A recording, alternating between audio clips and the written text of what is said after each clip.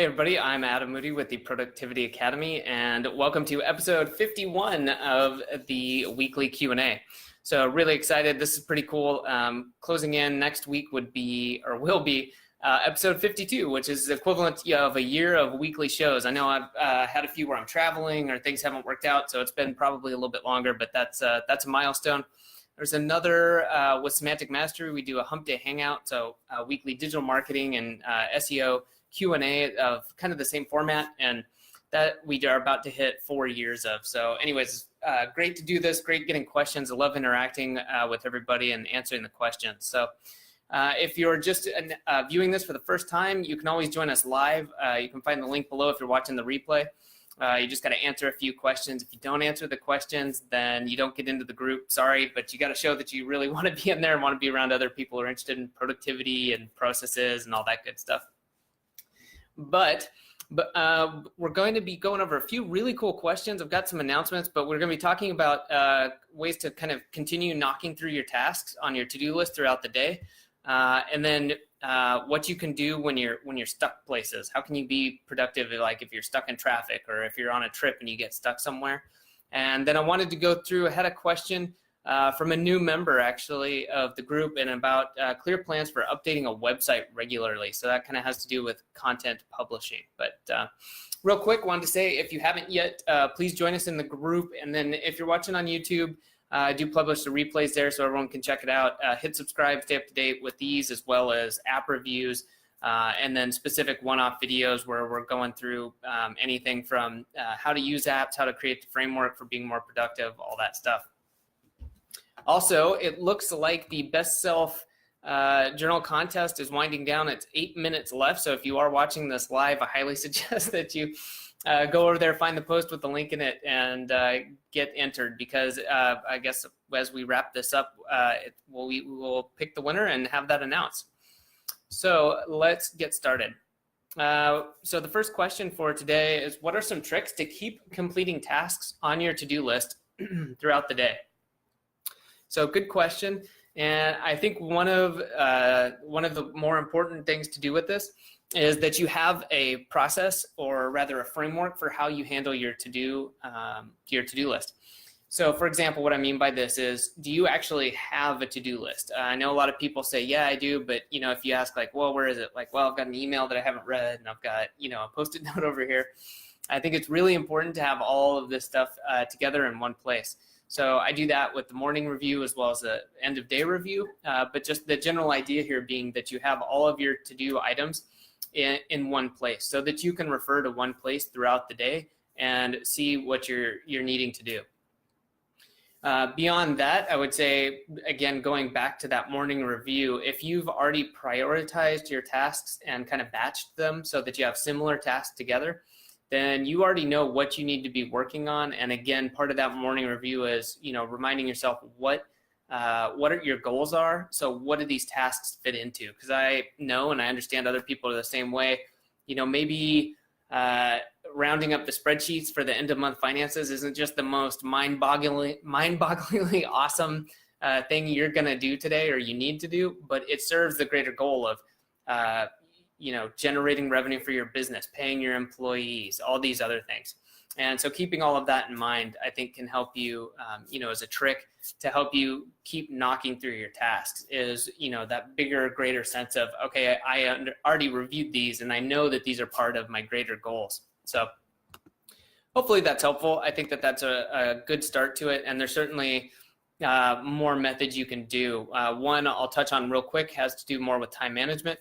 And that's using, the Pomodoro technique. And just really briefly, without going into it, that's just having a longer work period and then a shorter rest period, and just alternating, or rather stacking those, and making sure that you do take breaks. Everyone gets burned out. And so if you just, are trying to go at it and you're just really working, but you just don't take a break and don't let your mind relax, you're going to probably burn out much quicker.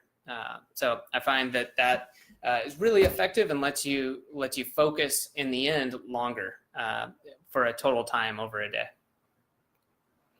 Cool, good question. Let's see, the next question. If you get stuck in one place What do you think is the best way or the best thing to do to make your time more productive? I'm going to say this again, it depends obviously where you're at. If you're stuck in traffic, I think, man, podcasts are just hands down my favorite go-to. It's mentally, it's something you can do while you're driving, and it's usually not too distracting. And you can either learn, you could, or generally that's what you're going to be doing. But what I mean by that is, you can go over topics, like you can learn something from a book or an instructional, even video, just listening to the audio. It could be fiction. There's so many choices you have there. And I find that, using that time like that, it helps your mind. It's not exactly maybe work or work related, but you could find out about some tangential area that you're interested in. Maybe it's, okay, really pulling this out of the air, but like how to win friends and influence people. Maybe it's a good reminder of, hey, these are some good social techniques I could use to better network or interface with people. Here's maybe a podcast, on entrepreneurship and somebody I respect and I listen to and I think about leadership. And these are these times where it's these topics that might be a little bit more gray area or a little bit more fuzzy. And you can't just sit down and go through the checklist of, I do these 3 things and I become a better leader automatically, So topics like that I find to be really good for that. Other than that, I find that having a good reading list, I use Todoist. Whatever you want to use for this. Maybe Trello is another good one where you could create a board, and then as you have ideas for reading for times like this, where it's maybe more of a strategic or higher level objective, you pop in links. Did you find a neat article? Is there a book you want to read? Is there a video you want to watch? And it may not be that urgent or related to the task at hand in terms of your weekly or 90-day projects. But it fits in with, this is part of my greater goal. I want to, have time eventually where I review that. So having that kind of file or list somewhere can be really helpful. Cool. And last but not least, question from the group was a clear plan for updating website regularly. So I'm going to do this a little bit in general and just kind of tackle this from anything that has a regular schedule and that either you or you're having someone else do. And I think that the first way to do this is to have it, let's say, I'm just going to approach it from you are doing it. So let's say you have a website you need to update and it's a weekly content and there's a couple other things that need to happen. So if this takes more than 15 minutes, I would say that put this into the calendar. It's recurring. It takes some finite amount of time, and I'm going to make it up and say it takes an hour of your time. So put it at the same time each week if you can, and pop it into your calendar. It's there. Now that time at least is accounted for, so that as you move forward, you start to understand, okay, this task has to happen and it's taking up time in my calendar. It's obviously something that exists. I think that's one of the problems we have is we add these tasks and we don't have a clear understanding of how much time it may take us or what all is involved. So then the second step to this is to add to that calendar event. If you're using Google Calendar, you can just edit the calendar entry and put in there anything you need. So starting with the outline of the task. If it's updating, maybe you have a WordPress site, you need to literally update the plugins to make sure the site stays up to date. So you do that. Do you need to update an article? Okay, is there any instructions that go into that? And maybe you link out to like a Trello card or to a Google Doc that gives much more detailed or granular instructions. And then, like I said, have all the links in there you need so that you're not spending time.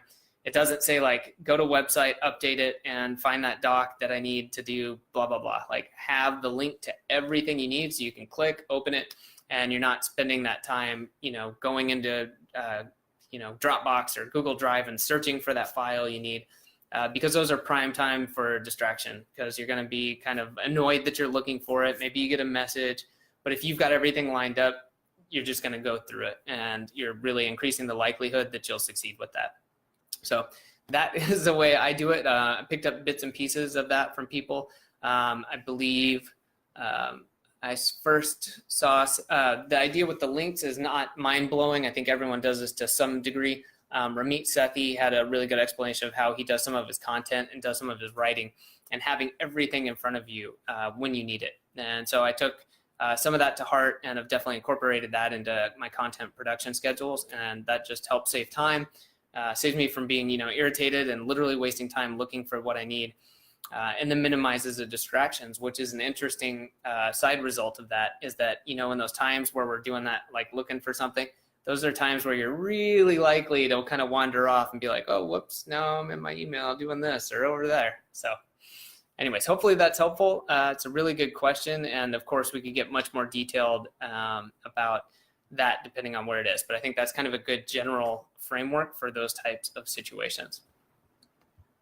So I don't see any more questions. So let me check over here and see. We've got, the Best Self Journal giveaway is over. So let me do this. It is ready to award. All right, gonna do this live. Had 20 people enter, and we had a winner. And the email, I will be sending it out. It doesn't have their names. I'm obviously doing this for the first time. It looks like it is a Mark Osav. That's part of the email. So if that sounds like your email, you keep an eye out, and I'll be shipping out your Best Self Journal. If this person doesn't get back to me, I'll redraw and get another winner. I'll be contacting you, like I said. Send me your address, and I'll pop it into the mail, and you'll get it and start using it. The Best Self Journal has been awesome. I've talked about it before. I've used other journals, which is fine. If you like other ones better, by all means, use what works for you. But I've tried others. I even kind of made my own, which worked well, and I may go that way again in the future. But then came across the Best Self Journal and really liked the layout, like the vast majority of what they've incorporated into it. And then aesthetically too, it's pretty nice. It's handy to use. So highly suggest using it for your daily review. It lets you incorporate a morning review, end of day review. You can do weekly habits and monthly planning, as well as your larger goals. So looking forward to getting this sent out to the winner. Thanks everyone who entered, and hopefully we can do this again soon. So this will do it for episode 51, and I'll talk to everyone next week.